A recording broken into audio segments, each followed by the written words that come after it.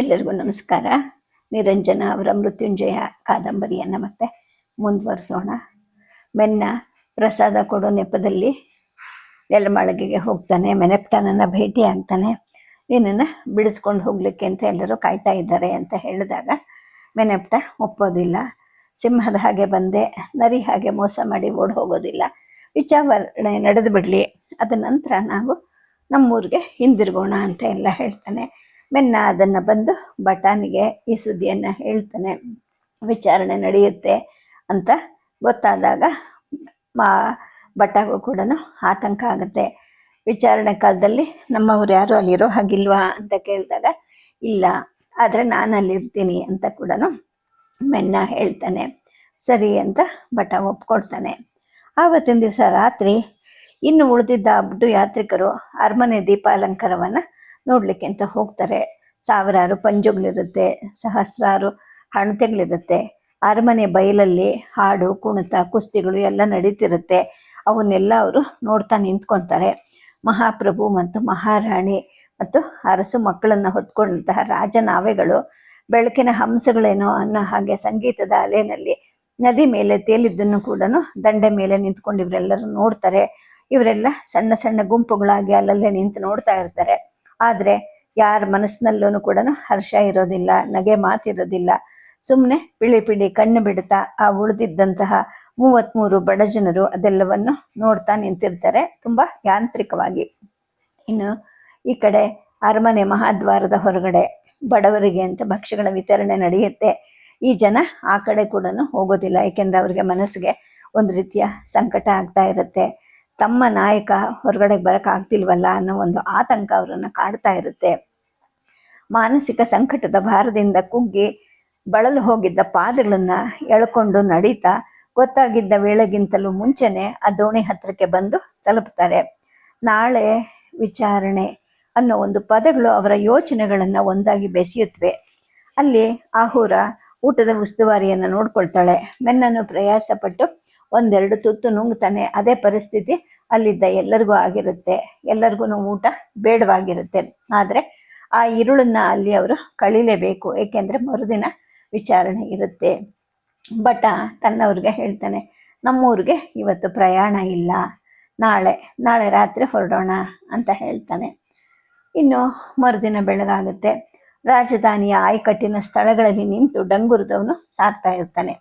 ಕೇಳ್ರಿ, ದುಷ್ಟ ನಿಗ್ರಹ ಶಿಷ್ಟ ರಕ್ಷಕ ಆದ ಪೆರೋ ಮಹಾಪ್ರಭುವಿನ ದೈವಿಕ ರಾಜಭಾರದ ವಿರುದ್ಧ ಬಂಡಾಯ ಎದ್ದಿರೋ ನೀರಾನೆ ಪ್ರಾಂತ್ಯದ ನಾಯಕನ ವಿಚಾರಣೆ ಈ ದಿವಸ ನ್ಯಾಯಮೂರ್ತಿ ಅಮಾತ್ಯರ ಸಮ್ಮುಖದಲ್ಲಿ ನಡೆಯುತ್ತೆ. ಕೇಳಿರಿ ಅಂತ ಡಂಗುರ ಹಾಕ್ತಾನೆ. ಸೆಡ್ ಉತ್ಸವದ ನಿದ್ದೆ ಇಲ್ಲದ ರಾತ್ರಿ ಬಳಿಕ ರಾಜಧಾನಿಯ ನಾಗರಿಕರು ನಿಧಾನವಾಗಿ ಹೇಳ್ತಾ ಇರ್ತಾರೆ. ನಗರದ ತುಂಬ ಇನ್ನೂ ಹಬ್ಬದ ವಾತಾವರಣವೇ ಇರುತ್ತೆ. ನಿತ್ಯದ ದುಡಿಮೆಯಲ್ಲಿ ನಿರತರಾಗಕ್ಕೆ ಯಾರಿಗೂ ಮನಸ್ಸಿರೋದಿಲ್ಲ. ನದಿಯಲ್ಲಿ ತೆಪ್ಪೋತ್ಸವ ನಡೀತಿದ್ದಾಗ ರಾಜಧಾನಿಯ ಅನೇಕ ಮನೆಗಳಲ್ಲಿ ಕಳ್ಳತನ ಆಗಿರುತ್ತೆ. ನಮ್ಮ ಸರ್ವಸ್ವನೂ ಹೋಯ್ತು ಅಂತ ಆ ಮನೆಗಳಲ್ಲಿ ಜನ ಅಳ್ತಾ ಇರ್ತಾರೆ. ಸೆಡ್ ಸಮಾರಂಭದ ನಿಮಿತ್ತ ಪೆರೋ ಬಿಡುಗಡೆ ಮಾಡಿದ್ರಲ್ಲ, ಆ ಕಳ್ಳರು ಕಾಕರರು ಅವ್ರದ್ದೇ ಈ ಕೆಲಸ ಅಂತ ಕೆಲವರು ಮಾತಾಡ್ಕೊಳ್ತಿರ್ತಾರೆ.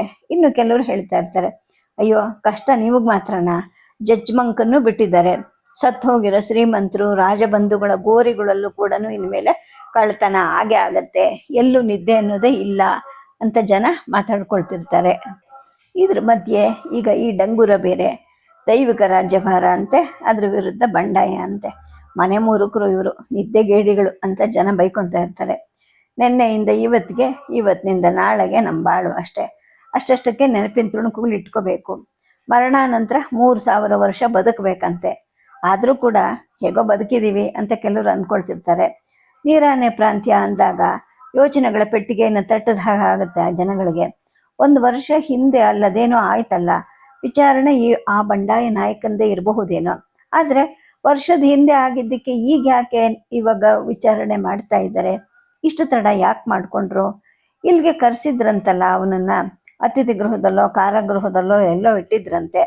ಯಾರೋ ಅಂತಾರೆ, ಮತ್ತೊಬ್ರು ಯಾರೋ, ಅವನು ಸಜ್ಜನ, ತುಂಬ ಒಳ್ಳೆಯವನು ಅಂತಂದಾಗ ಮತ್ತೊಬ್ರು ಹೇಳ್ತಾರೆ, ಹಾಗಾದರೆ ಸಜ್ಜನನ್ಗೆ ಯಾಕೆ ವಿಚಾರಣೆ ಮಾಡ್ತಾ ಇದ್ದಾರೆ ಅಂತ ಹೇಳಿದಾಗ ಇನ್ನು ಕೆಲವರು ಹೇಳ್ತಾರೆ, ನಾವು ಇವತ್ತು ದುಡಿದಿದ್ರು ಕೂಡ ಅಮಾತ್ಯರು ದುಡಿತಾರೆ, ಅಧಿಕಾರಿಗಳು ಕೂಡ ದುಡಿಲೇಬೇಕು. ಆಳೋವ್ರಿಗೆ ವಿಶ್ರಾಂತಿನೇ ಇಲ್ಲ. ಅವ್ರು ಹೇಳಿದ್ದಾರೆ ಅಂಥೇಳಿ ಜನ ಮಾತಾಡ್ಕೊಳ್ತಾರೆ. ಆದರೆ ಅರಮನೆ ಆವರಣದಲ್ಲಿ ಮಾತ್ರ ಈ ಡಂಗುರದ ಸದ್ದೇ ಇರೋದಿಲ್ಲ. ಆದರೆ ಅಲ್ಲಿದ್ದ ಎಲ್ಲ ಸೇವಕ ಸೇವಕಿಯರಿಗೆ ಈ ವಿಚಾರ ಗೊತ್ತಾಗಿರುತ್ತೆ. ಅವ್ರಿಗೆಲ್ಲ ಮೆನಪ್ಟ ಬಡ ಜನರ ದೊಡ್ಡ ನಾಯಕ ಅಂತ ಗೊತ್ತಿರುತ್ತೆ. ನ್ಯಾಯಸ್ಥಾನದಲ್ಲಿ ಪ್ರೇಕ್ಷಕರಾಗುವಂತಹ ಸ್ವಾತಂತ್ರ್ಯನೂ ಆ ಸೇವಕ ಸೇವಕಿಯರಿಗಿರುತ್ತೆ. ಜಡ್ಜ್ ಮಂಕನ ವಿಚಾರಣೆ ಆದಾಗ ಸರದಿಯಲ್ಲಿ ತಂಡಗಳಲ್ಲಿ ಹೋಗಿ ಜನ ನೋಡ್ಕೊಂಬಂದಿರ್ತಾರೆ. ಈ ದಿನನೂ ಕೂಡ ಹೋಗಬಹುದು. ಆದರೆ ಉತ್ಸವದ ಮಾರನೇ ದಿನ ಕೆಲಸ ಕಡಿಮೆ ಇರುತ್ತಾ? ಪಾತ್ರೆಗಳನ್ನು ತಿಕ್ಕೋದು, ತೊಳೆಯೋದು ಈ ದುಡಿಮೆ ಇರುತ್ತೆ. ಸಾವಿರಾರು ಜನ ಇದ್ರೂ ಕೂಡ ಸಾಲದು. ಸಾಧ್ಯವಾದರೆ ಮಧ್ಯಾಹ್ನನೇ ಹೋಗಿ ನೋಡ್ಕೊಂಬರ್ಬೇಕು ಅಂತ ಜನ ಎಲ್ಲ ಅನ್ಕೊತಾರೆ. ಇನ್ನು ನ್ಯಾಯಸ್ಥಾನದ ಏರ್ಪಾಟಿನ ಉಸ್ತುವಾರಿ ಹಿರಿಯ ಲಿಪಿಕಾರ ಆಗಿದ್ದ ಸೆನೆಬ್ದಾಗಿರುತ್ತೆ. ಅಮಾತ್ಯ ನಿತ್ಯನೂ ಕಾರ್ಯನಿರ್ವಹಿಸುವಂತಹ ಸಭಾಭವನ ಈಗ ನ್ಯಾಯದ ಆಸ್ಥಾನವಾಗಿ ಮಾರ್ಪಾಟಾಗಿರುತ್ತೆ. ಈ ದಿನ ಅದೇ ಅಮೆರೆಬ್ ಅಂದರೆ ಅಮಾತ್ಯ ನ್ಯಾಯಮೂರ್ತಿಯ ಪಾತ್ರವನ್ನು ವಹಿಸಬೇಕು. ಮಹಾ ಅರ್ಚಕ ನ್ಯಾಯಸ್ಥಾನಕ್ಕೆ ಬಂದು ಕೂತ್ಕೊಂತಾನೆ ಅಂತ ಹೇಳಿದ್ದನ್ನು ಕೇಳಿ ಸೆನಬ್ಗೆ ಆಶ್ಚರ್ಯ ಆಗುತ್ತೆ. ಏಕೆಂದರೆ ಹಿಂದೆಂದೂ ಈ ಥರ ನಡೆದಿರೋದಿಲ್ಲ. ಅಮಾತ್ಯರಿಂದ ಸ್ವಲ್ಪ ದೂರದಲ್ಲಿದ್ದ ಒಂದು ಪೀಠದಲ್ಲಿ ವಿಶೇಷ ವ್ಯವಸ್ಥೆ ಆಗಿರುತ್ತೆ. ಅಂದರೆ ಅದಕ್ಕೆ ಚಿರತೆಯ ತುಣುಕು ಚರ್ಮವನ್ನು ಹಾಕಿರ್ತಾರೆ. ಜಡ್ಜ್ ಮಂಕ್ನ ವಿಚಾರಣೆ ದಿವಸ ಪೆರೋ ಪರಿವಾರ ಕೂಡ ಬಂದಿರುತ್ತೆ. ಅವರು ದೂರದ ವೇದಿಕೆಯ ಮೇಲಿಂದ ಪ್ರೇಕ್ಷಕರಾಗಿರ್ತಾರೆ. ಬಹುಶಃ ಇವತ್ತು ಬರಬಹುದು, ಏಕೆಂದರೆ ಪರದೆ ಇಳಿ ಬಿಡಬೇಕು. ಹಾಗಾಗಿ ಪರದೆ ಇಳಿ ಬಿಡಕ್ಕೆ ಸೆನೆಬ್ ಆಜ್ಞಾಪಿಸ್ತಾನೆ. ಅದು ಪಾರದರ್ಶಕವಾದ ಪರದೆ ಆಗಿರುತ್ತೆ. ಸಭಾಭವನದಲ್ಲಿ ಕೂತಿದ್ರು ಕೂಡ ಅವರು ಬೇರೆ ಅನ್ನೋ ಭಾವನೆ ಬರೋ ಹಾಗೆ ಅವರು ಪರದೆ ಹಿಂದೆ ಇರಬೇಕು. ಔತಣದಲ್ಲಿ ಮೆನಪ್ಟಾಗೆ ಕೊಟ್ಟ ಉಡುಗೊರೆ ನೆನಪಾಗುತ್ತೆ ಸೆನೆಬ್ಗೆ.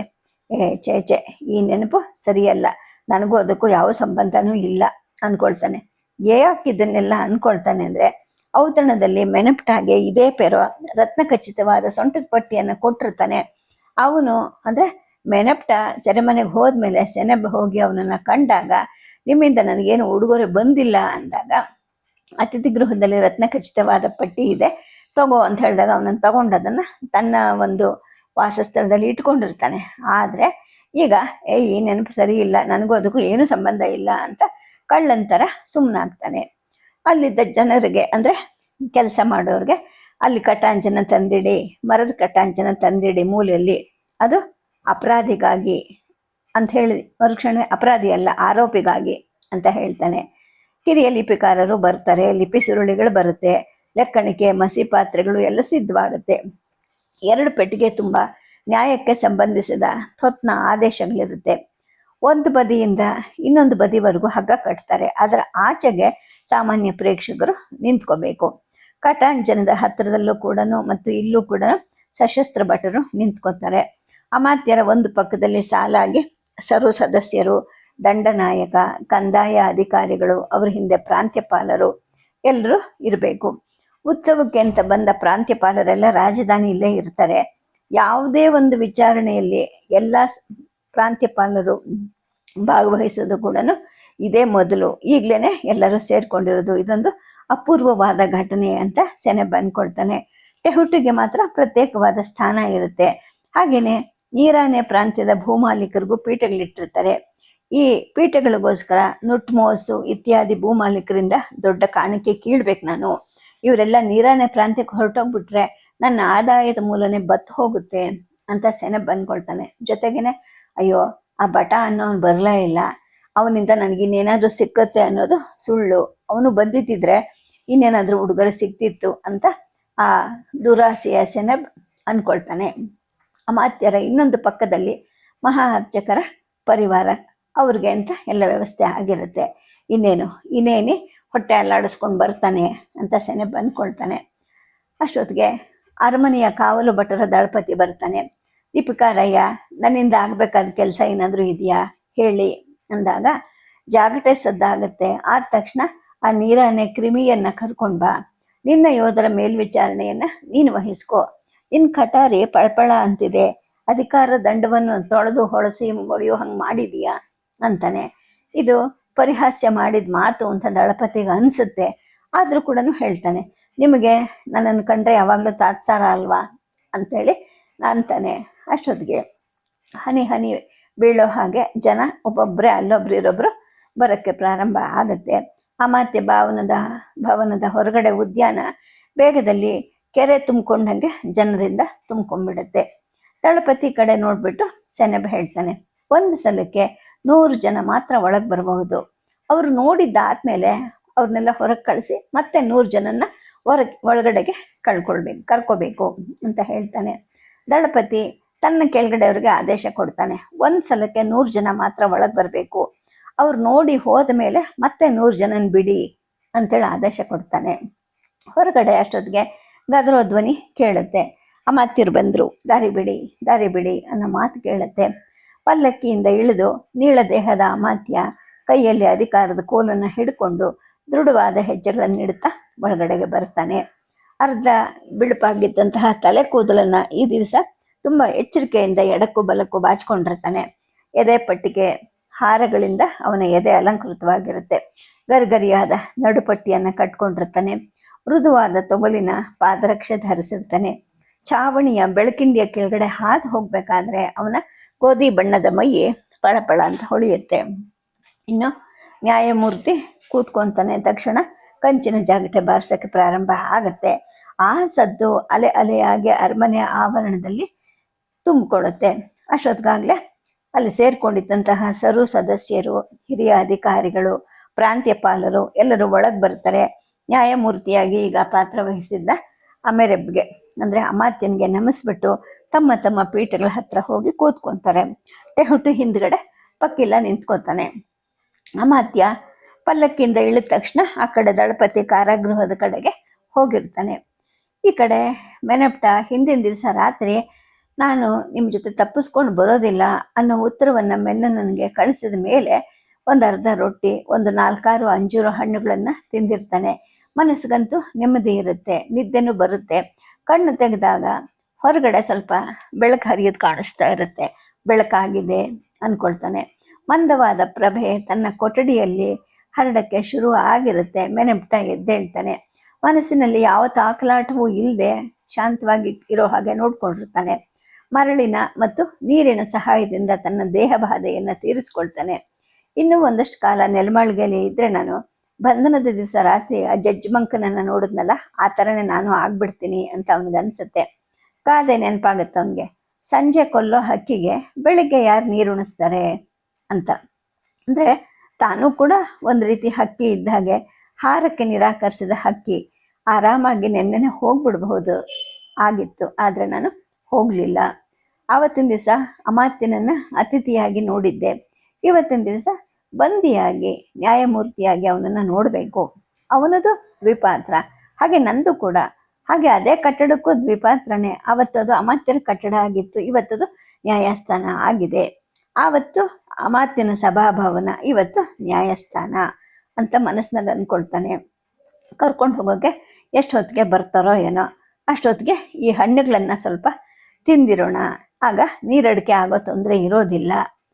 ಬಟಾಗೆ ನನ್ನ ಉತ್ತರದಿಂದ ಬೇಜಾರು ಆಗಿರಬಹುದು, ಆದರೆ ಅವನಿಗೆ ಸರಿಯಾಗಿ ಮನವರಿಕೆ ಆದಮೇಲೆ ಸಮಾಧಾನನೂ ಆಗತ್ತೆ. ಆದರೆ ಅವ್ರು ಯಾರೂ ನ್ಯಾಯಸ್ಥಾನಕ್ಕೆ ಬರಬಾರ್ದು, ಹಾಗೆ ಬರೋಕ್ಕಾಗೋದೂ ಇಲ್ಲ. ಇನ್ನು ರಾಮೇರಿ, ನನ್ನ ಮುದ್ದಿನ ಮಗ ರಾಮೇರಿ, ಅವನೂ ಇಲ್ಲ. ಗೊತ್ತಿದ್ದು ಗಂಡಾಂತರಕ್ಕೆ ತಲೆ ಒಡ್ಡೋದು ಸರಿಯಲ್ಲ. ಅವ್ರು ಯಾರಾದರೂ ಅಲ್ಲಿಗೆ ಬಂದರೆ ಅವ್ರಿಗೇನಾದರೂ ತೊಂದರೆ ಆಗುತ್ತೆ. ನನ್ನ ಬಂಧುಗಳು ದುಡುಕಿ ಏನು ಮಾಡಬಾರ್ದು, ಮಾಡೋದು ಇಲ್ಲ ಅವರು ಅಂತ ಮೆನಪ್ಟ ಅಂದ್ಕೊಳ್ತಾ ಇರ್ತಾನೆ. ಅಷ್ಟೊತ್ತಿಗೆ ಬಾಗಿಲ ಸದ್ದಾಗತ್ತೆ. ದಳಪತಿ ಸ್ವರ ಕೇಳುತ್ತೆ, ಏ ಅಪರಾಧಿ ಹೊರಗೆ ಬಾ ಅಂತಾನೆ. ಓಹೋ, ನಾನು ಅಪರಾಧಿ ಅನ್ನೋದಾಗಲೇ ತೀರ್ಮಾನನೇ ಆಗೋಗಿದ್ಯಾ ಅಂತ ಮೆನಪ್ಟ ಅಂದ್ಕೊಳ್ತಾನೆ. ಹೊರಬಾಗಿಲ ಹತ್ತಿರಕ್ಕೆ ಬರ್ತಾನೆ. 8-10 ಜನ ಯೋಧರು ನಿಂತ್ಕೊಂಡಿರ್ತಾರೆ. ಅದರಲ್ಲಿ 2 ಕೈಯಲ್ಲಿ ಸೆಣಬಿನ ಹುರಿ ಹಗ್ಗಗಳಿರುತ್ತೆ. ಮೆನಪ್ಟ ತೋಳುಗಳಿಗೆ ಕಟ್ಟಲಿಕ್ಕೆ ಅಂತ ಸಿದ್ಧವಾಗ್ತಾರೆ. ಇದು ಅನಗತ್ಯ ಅಂತ ಹೇಳ ಅನ್ಕೊತಾನೆ. ಆನಂತರ ಬೇಡ, ಅವ್ರಿಗಿಷ್ಟ ಬಂದಾಗ ಮಾಡ್ಕೊಳ್ಳಿ ಅಂತ ತನ್ನ ತೋಳನ್ನು ಚಾಚ್ತಾನೆ. ನಡೀರಿ ಆಚೆಗೆ ಅಂತ ಆ ಬಂದಿದ್ದ ಯೋಧರು ಹೇಳ್ತಾರೆ. ಅಂದರೆ ಇದು ನಾಯಕರಿಗೆ ದಾರಿ ಬಿಡಿ ಅನ್ನೋ ಮಾತು ಅಲ್ಲ. ಇವರೆಲ್ಲರೂ ನನಗೆ ಪರಿಚಿತರಾಗಿದ್ದರು, ಮಾತಾಡಿಸೋ ಬಯಕೆ ಕೂಡ ಅವ್ರಿಗಿತ್ತು. ಆದರೆ ಇವತ್ತಿನ ದಿವಸ ಅವರೆಲ್ಲ ಮೂಕರಾಗಿದ್ದಾರೆ, ನಾನು ಅವ್ರನ್ನ ನೋಡಿ ಮುಗುಳ್ನಗಬೇಕು ಅಂತ ಮೆನಪ್ಟ ಅನ್ಕೋತಾನೆ. ಎಲ್ಲ ಕೆಲಸಗಳನ್ನು ಬಿಟ್ಟು ಅರಮನೆಯ ಸೇವಕ ಸೇವಕಿಯರು ಕೂಡ ಅಲ್ಲಿ ನಿಂತ್ಕೊಂಡು ನೋಡ್ತಾ ಇರ್ತಾರೆ. ಅವರಲ್ಲಿ ಒಬ್ಬಳು ಮಹಾತಾಯಿಯಾಗಿದ್ದಂತಹ ಶೀಬಾ ಕೂಡ ಇರ್ತಾಳೆ. ಅವಳು ಇರ್ತಾಳೆ, ಆಕೆ ಗಂಡನೂ ಇರ್ತಾನೆ. ಇವ್ರ ಮೆರವಣಿಗೆ ಮುಂದುವರಿಯುತ್ತೆ. ಅಮಾತ್ಯ ಭವನ ಕಾಣಿಸಿದ ತಕ್ಷಣ ಅಲ್ಲಿ ಚಟೀರ್ ಚಟೀರ್ ಅಂತ ಯೋಧರ ಚಾವಟಿಗಳು ಚಡಪಡಿಸುತ್ತವೆ. ನಡೀರಿ ನಿಮ್ಮ ಕೆಲಸಕ್ಕೆ ಅಂತ ಸುತ್ತ ಇದ್ದ ಸೇವಕರನ್ನ ಆ ಯೋಧರು ಅಂತ ಅವ್ರ ಕಾಲಗಳಿಗೆ ಚಾವಟಿಯಿಂದ ಹೊಡಿತಾ ಇರ್ತಾರೆ. ಪಾಪ ಏಟು ಅವ್ರು ಕೊಡ್ತಾ ಇದ್ದಾರೆ, ಆದರೆ ನನಗೆ ನೋವಾಗ್ತಿದೆ ಅಂತ ಮೆನಪ್ಟ ಅಂದ್ಕೊಳ್ತಾನೆ. ಪರಿಚಿತವಾದ ಮೆಟ್ಟಲುಗಳು ಬರಿಗಾಲಲ್ಲಿ ಹತ್ತಾ ಇರ್ತಾನೆ. ಇದೇ ಸುಖ, ಅದೇ ಕಟಾಂಜನ, ಇಲ್ಲಿ ನಾನು ಆರೋಪಿನ ಅಂತ ಮೆನಪ್ಟ ಅಂದ್ಕೊಳ್ತಾನೆ. ಆ ಕಟಾಂಜನದ ಹಿಂದೆ ಹೋಗಿ ಶಾಂತಮೂರ್ತಿಯಾದಂತಹ ಮೆನಪ್ಟ ನಿಂತ್ಕೊಳ್ತಾನೆ. ಎಡ ಬಲಗಳಲ್ಲಿ ತೋಳುಗಳಿಗೆ ಬಿಗಿದ ಹಗ್ಗಗಳನ್ನು ಹಿಡ್ಕೊಂಡು ಯೋಧರು ನಿಂತಿರ್ತಾರೆ. ಮೆನಪ್ಟನ ದೃಷ್ಟಿ ಅಮೆರಬ್ನ ಕಡೆ ಅರಸಿ ಅವನ ಮೇಲೆ ಒರಗತ್ತೆ. ಇವರೆಲ್ಲ ಪ್ರತಿಮೆಗಳ ಉಸಿರಾಟನೆ ಆಡ್ತಾ ಇಲ್ವಾ ಇವರೆಲ್ಲ ಅಂತ ಮೆನಪ್ಟ ಅಂದ್ಕೊಳ್ತಾನೆ. ಒಮ್ಮೆಲೆ ಸುಸ್ಪಷ್ಟವಾದ ಸ್ವರದಲ್ಲಿ ಆತ ಹೇಳ್ತಾನೆ, ನ್ಯಾಯಸ್ಥಾನಕ್ಕೆ ನಾನು ನಮಿಸ್ತೇನೆ ಅಂತ. ಇದಕ್ಕಿದ್ದ ಹಾಗೆ ಬಂದ ಈ ಧ್ವನಿ ಕೇಳಿ ಎಲ್ಲರಿಗೂ ಆಶ್ಚರ್ಯ ಆಗತ್ತೆ. ಇನ್ನು ಆ ನ್ಯಾಯಮೂರ್ತಿಯ ಹಿಂದ್ಗಡೆ ಇದ್ದಂತಹ ಒಂದು ಎತ್ತರವಾದ ವೇದಿಕೆಯನ್ನ ಬಿಳಿ ಪರದೆ ಮರೆ ಮಾಡಿರುತ್ತೆ. ಅಲ್ಲಿ ಯಾರು ಇರೋದಿಲ್ಲ. ಅಮೆರಬ್ನ ಎಡಪಾರ್ಶ್ವದ ಪೀಠ, ಹಲವು ಪೀಠಗಳು ಕೂಡ ಬರಿದಾಗಿರುತ್ತೆ. ಬಲಗಡೆನಲ್ಲಿ ಭಾರಿ ಗುಂಪು ಸೇರಿರುತ್ತೆ. ನಿರ್ವಿಕಾರ ಭಾವದಿಂದ ಇದನ್ನೆಲ್ಲ ಮೆನಪ್ಟ ನೋಡ್ತಾನೆ. ಅಲ್ಲಿ ಹೆಕ್ವೆಟ್ಟಿರೋದು ನೋಡ್ತಾನೆ. ಹೇಳು ಮಗು, ನಿಮ್ಮ ಬಂಡಾಯ ಇತ್ಯಾದಿ ಹೇಗೆ ಮಾಡಿದ್ರಿ ಅಂತ ಕೇಳಿದವನು ಇದೇ ಹೆಕ್ವೆಟ್ ಅಂದ್ಕೊಳ್ತಾನೆ. ಗೇಬು ಕಾಣಿಸ್ತಾನೆ. ಯಾವನಯ್ಯ ನೀನು, ಏನು ಮಾತಾಡಿದೆ? ಅಪ್ಟುಗೆ ಹೋದ್ಮೇಲೆ ಬುದ್ಧಿನ ಕಾಣಿಕೆ ಕೊಟ್ಯಾ ಅಂತ ಅಂದಿದ್ದ ಗೇಬು ಅವನು ಕಾಣ್ತಾನೆ. ಅವನ ಪಕ್ಕದಲ್ಲಿರೋದು ಯಾರೋ ಗೊತ್ತಿಲ್ಲ, ಬಹುಶಃ ಇವನೇ ಇರಬೇಕು, ಅಮಿನೋಮೆಪಟ್ ಅಂತ ಅಂದ್ಕೊಳ್ತಾನೆ. ಏಕೆಂದರೆ ಅವನಲ್ಲಿ ದಂಡನಾಯಕನ TV ಇರುತ್ತೆ. ಹಾಗಾಗಿ ಇವನೇ ಬಹುಶಃ ದಳಪತಿ ಅಂತ ಮೆನಪ್ಟ ಅಂದ್ಕೊಳ್ತಾನೆ. ಟೆಹುಟಿ ಕಾಣಿಸ್ತಾನೆ. ಚುಟುಕು ಬಾಯಿಯಿಂದ ಹೊರಬಿದ್ದ ಮಾತ್ರ ಪಂಜರ ಬಿಟ್ಟ ಕುರುಡು ಹಕ್ಕಿ ಹಾಗೆ. ಯಾರನ್ನಾದರೂ ಬಡಿದು ರೆಕ್ಕೆ ಮುರಿಯುತ್ತೆ, ಎಚ್ಚರಿಕೆ ಅಂತ ಹೇಳಿದವನು ಇದೇ ಟೆಹುಟಿ ಅಲ್ವಾ ಅಂದ್ಕೊಳ್ತಾನೆ. ಅವನ ಹಿಂದೆ ಬಕೀಲ ಕಾಣಿಸ್ತಾನೆ. ಓಹೋ, ಬಕೀಲ, ನನ್ನ ಬಕ್ಕಲ ಅಂತೇಳಿ ಅಂದ್ಕೊಳ್ತಾನೆ. ಇನ್ನು ಆ ಕಡೆ ನಿಂತಿರೋ ಜನರೆಲ್ಲ ಇಲ್ಲಿ ಪ್ರೇಕ್ಷಕರಾಗಿ ನಿಂತಿರ್ತಾರೆ. ಇವತ್ತು ಅವ್ರು ಯಾರಿಗೂ ದುಡಿಮೆನೇ ಇಲ್ವೇನೋ ಪಾಪ. ಎಲ್ಲರ ಕಣ್ಣಲ್ಲೂ ಕುತೂಹಲ ಇರುತ್ತೆ, ಕನಿಕರ ಇರುತ್ತೆ. ಆ ಕಡೆ ಮೂಲೆಯಲ್ಲಿ ಯಾರೋ ಬಚ್ಚಿಟ್ಕೊಂಡಿದ್ದಾರಲ್ಲ, ತಲೆಗೆ ಒಂದು ಬಟ್ಟೆ ಸುತ್ಕೊಂಡಿದ್ದಾರಲ್ಲ, ತನ್ನನ್ನೇ ಕದ್ದು ನೋಡ್ತಾ ಇದ್ದಾರಲ್ಲ ಅಂತ ಮೆನಪ್ಟ ಅಂದ್ಕೊಳ್ತಾನೆ. ತಕ್ಷಣ ಗೊತ್ತಾಗತ್ತೆ ಅವನು ಮೆನ್ನ, ದಿವ್ಯ ಜೀವ. ಅದು ಯಾರು ಗುರುತು ಹಿಡಿಬಾರ್ದು ಅಂತ ಎಚ್ಚರಿಕೆ ವಹಿಸಿ ತಲೆ ಮೇಲೆ ಬಟ್ಟೆ ಸುತ್ಕೊಂಡು ಬಂದಿದ್ದಾನೆ ಅಂತ ಹೇಳಿಬಿಟ್ಟು ಮೆನಪ್ಟ ಅಂದ್ಕೊಳ್ತಾನೆ. ಅವನ ಪಾಲಿನ ಹದ್ದು ಈ ಕಡೆ ನಿಂತಿದೆ, ಅದೇ ಸೆನೆಬ್ ಅಂತ ಕೂಡ ಮೆನಪ್ಟ ಅಂದ್ಕೊಳ್ತಾನೆ. ಬಟ ಹಿಂದೊಮ್ಮೆ ಹೇಳಿರ್ತಾನೆ, ಐಗುಪ್ತದ ಆಡಳಿತದ ಭಾರ ಎಲ್ಲ ಇವನ ಮೇಲೆ ಇದೆ ಅನ್ಕೋಬೇಕು, ಆ ಥರ ಇವನು ಓಡಾಡ್ತಾನೆ ಅಂತೇಳ್ಬಿಟ್ಟು ಸೆನೆಬ್ ಬಗ್ಗೆ ಬಟ ಹೇಳಿದ ಮಾತು ಸೆನೆಬ್ಬನ್ನು ನೋಡಿದ ತಕ್ಷಣ ಮೆನಪ್ಟಾಗೆ ನೆನಪಾಗುತ್ತೆ. ಅಷ್ಟೊತ್ತಿಗೆ ಪಕ್ಕದ ದ್ವಾರದಿಂದ ಸೆನೆಬ್ ಓಡಿ ಬರ್ತಾನೆ. ಅಮಾತ್ಯನ ಕಿವಿಯಲ್ಲಿ ಏನೋ ಹೇಳ್ತಾನೆ. ಅಮಾತ್ಯ ತಲೆ ಅಲ್ಲಾಡಿಸ್ತಾನೆ. ಹಿಂದ್ಗಡೆ ಬಾಗಿಲಿಂದ ಪೆರೋ ಬರ್ತಿದ್ದಾರೆ ಅಂತ ಹೇಳಿರಬಹುದು, ಅಥವಾ ಬರೋದು ತಡ ಆಗುತ್ತೆ ಅಂತ ಹೇಳ್ತಾ ಇರಬಹುದಲ್ವಾ ಅಂತ ಮೆನಪ್ಟ ಅಂದ್ಕೊಳ್ತಾನೆ. ಆದರೆ ಅಲ್ಲಿ ತಡ ಆಗೋದೇ ಇಲ್ಲ. ಪಾರದರ್ಶಕ ಪರದೆಯಿಂದ ಕಿರೀಟಗಳ ಪ್ರಭೆ ಕಾಣಿಸುತ್ತೆ. ಪೆರೋ, ಮಹಾರಾಣಿ, ರಾಜ್ಕುಮಾರ ಮತ್ತು ಗೇಬುವಿನ ಪತ್ನಿ ನೆಹೆನ್ ವೈಟ್ ಎಲ್ಲರೂ ಅಲ್ಲಿ ಕೂತಿರೋದು ಅಸ್ಪಷ್ಟವಾಗಿ ಕಾಣುತ್ತೆ. ಅವ್ರು ಬಂದು ಕೂತ ತಕ್ಷಣ ಸಭಾಭವನದಲ್ಲಿ ಕೂತಿದ್ದವರೆಲ್ಲರೂ ಎದ್ದೇಳ್ತಾರೆ. ಅಮಾತ್ಯ ಹಿಂದಕ್ಕೆ ತಿರುಗ್ತಾನೆ, ನಮಿಸ್ತಾನೆ. ದೇವ ಸಮಾನರಾದ ಪೆರೋನ ಆಯುರಾರೋಗ್ಯ ವರ್ಧಿಸ್ಲಿ ಅಂತ ಹೇಳ್ತಾನೆ. ಎದ್ದು ನಿಂತವರೆಲ್ಲರೂ ಮತ್ತೆ ಕೂತ್ಕೊತಾರೆ. ಆಹಾ, ನಾನು ಹೀಗೆ ಮಾಡಬೇಕಾಗಿಲ್ಲ, ನಾನು ನಿಂತೇ ಇದ್ದೀನಿ, ಇದೇ ಸುಲಭ ಅಂತ ಮೆನಪ್ಟ ಮನಸ್ಸಿನಲ್ಲೇ ನಕ್ಕೋತಾನೆ. ಪರದೆ ಒಳಗಡೆಯಿಂದ ವೇದಿಕೆಯ ಮೇಲೆ ಸೇವಕರ ದರ್ಶನ ಆಗುತ್ತೆ. ಬಹುಶಃ ದೊರೆಗೆ ಚಾಮರ ಸೇವೆ ನಡೀತಾ ಇದೆ ಅಂತ ಮೆನಪ್ಟ ಅಂದ್ಕೊಳ್ತಾನೆ. ಈಗ ನವಯುವಕ ಅನ್ನಿಸ್ಕೊಂಡಿರೋ ಪೆರೋಗೆ ಇನ್ನು ಬಿಸಿಲೇರಕ್ಕೆ ಮುಂಚೆನೇ ಸೆಕೆ ಆಗ್ತಾ ಇದೆಯಾ ಅಂತಲೂ ಮೆನಪ್ಟಾಗೆ ನಗು ಬರುತ್ತೆ. ಅರಸ ತನ್ನ ಹತ್ತಿರ ಇದ್ದ ಮುಕ್ಕಾಲು ಪೀಠದ ಮೇಲೆ ಹೊಳೆಯೋ ತಟ್ಟೆಯಲ್ಲಿ ಏನನ್ನೋ ಇಡ್ತಾನೆ. ಏನಿರಬಹುದು? ಬಹುಶಃ ಅದೇ ಆಂಕ್ಲಾಚನ ಇರ್ಬೋದಲ್ವಾ ಅಂತ ಕೂಡ ಮೆನಪ್ಟ ಅಂದ್ಕೊಳ್ತಾನೆ. ಯಾರ್ದಾರಿ ನೋಡ್ತಾ ಇದ್ದಾರೆ ಇವರೆಲ್ಲ, ಯಾಕೆ ಆರಂಭಿಸ್ತಾ ಇಲ್ಲ ಅಂತ ಮೆನಪ್ಟಾಗೆ ಅನಿಸುತ್ತೆ. ಅಷ್ಟೊತ್ತಿಗೆ ಅಲ್ಲಿಗೆ ಇನ್ನೇನಿ ಬರ್ತಾನೆ. ವಿನಯಪೂರ್ವಕವಾಗಿ 2 ಹೆಜ್ಜೆ ಇಟ್ಟು ಓಡ್ ಬಂದು ಸೆನೆಬ್ಗೆ ಏನನ್ನು ಹೇಳಿಬಿಟ್ಟು ಮತ್ತೆ ಉದ್ಯಾನದ ಕಡೆಗೆ ಹೊರಡ್ತಾನೆ. ಸೆನೆಬ್ ನ್ಯಾಯಮೂರ್ತಿಯಲ್ಲಿಗೆ ಅಲ್ಲಿಂದ ಪೆರೋ ಮತ್ತು ಮಹಾರಾಣಿಯರ ಸಮ್ಮುಖಕ್ಕೆ, ಆನಂತರ ಮತ್ತೆ ನ್ಯಾಯಮೂರ್ತಿ ಕಡೆಗೆ ಬರ್ತಾನೆ. ಅವನು ಏನು ಹೇಳ್ತಾನೋ ಗೊತ್ತಿಲ್ಲ, ಎಲ್ಲರ ತಲೆಗಳು ಅಲ್ಲಿ ಆಡತ್ವೆ. ಆ ಪೀಠದ ಮೇಲೆ ಚಿರತೆ ಚರ್ಮ ಅಂದರೆ ಮಹಾರ್ಚಕರು ಬರ್ತಾರಾ ಅಂತ ಕೂಡ ಮೆನಪ್ಟ ಅಂದ್ಕೊಳ್ತಾನೆ. ಸದ್ಯಕ್ಕೆ ಕಥೆಯನ್ನು ನಿಲ್ಲಿಸಿರ್ತೀನಿ. ನಮಸ್ಕಾರ.